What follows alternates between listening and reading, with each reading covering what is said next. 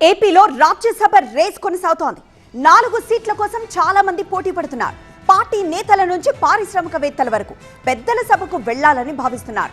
ఆశావాహుల సంఖ్య చాంతాడంతా ఉండడంతో కూటమి నేతలు సామాజిక వర్గాల లెక్కలు తీస్తున్నారు. జనసేన నుంచి లింగమనేని రమేష్, బండారు నరసింహారావు సీట్ ఆశిస్తున్నారు. రాజ్యసభ ఎన్నికలకు నోటిఫికేషన్ విడుదలైంది. ఈ నెల 18న 10 రాష్ట్రాల్లో 24 స్థానాలకు ఎన్నికలు జరుగుతాయి. జూన్ 8 వరకు నామినేషన్లు స్వీకరిస్తారు. జూన్ 18న ఉదయం 9 గంటల నుంచి సాయంత్రం 4 గంటల వరకు పోలింగ్ జరుగుతుంది. అదే రోజు సాయంత్రం ఫలితాలు వెలువడతాయి. రాజ్యసభ ఎన్నికలకు నోటిఫికేషన్ విడుదల కావడంతో అభ్యర్థుల ఎంపికపై ఫోకస్ చేశారు చంద్రబాబు, పవన్ కళ్యాణ్. IIHM స్టూడెంట్స్ ప్రపంచం మొత్తం ఉద్యోగాలు చేస్తూ లక్షల్లో జీతాలు సంపాదిస్తున్నారు. ఇప్పుడే చేరండి international institute of hotel management. ఏపీలో 4 రాజ్యసభ స్థానాలు ఖాళీగా ఉన్నాయి. టీడీపీ నుంచి 3, జనసేన నుంచి 1 రాజ్యసభకు పంపాలని కూటమి భావిస్తోంది. సామాన్యుల నుంచి పారిశ్రామిక దిగ్గజాల వరకు రాజ్యసభ రేసులో ఉన్నారు.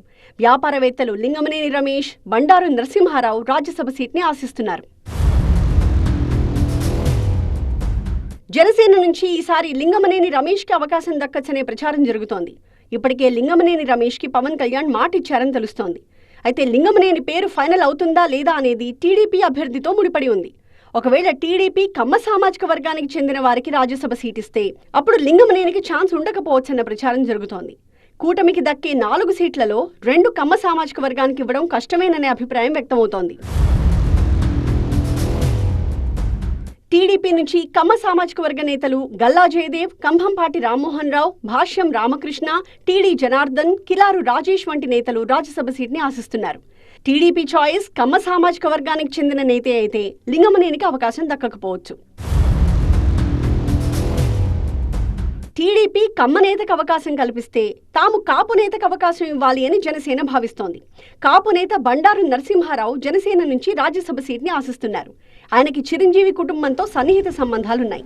కాపు సామాజిక వర్గంలో కూడా మంచి మద్దతుంది. టీడీపీ నుంచి బీసీ కోటాలో యనమల రామకృష్ణుడు, ఎస్సీ కోటా నుంచి వడ్ల రామయ్య, మైనారిటీ కోటా నుంచి ఎంఏ షరీఫ్ పేర్లు వినిపిస్తున్నాయి. కూటమి ఎవరికి అవకాశం కల్పిస్తుందో చూడాలి మరి.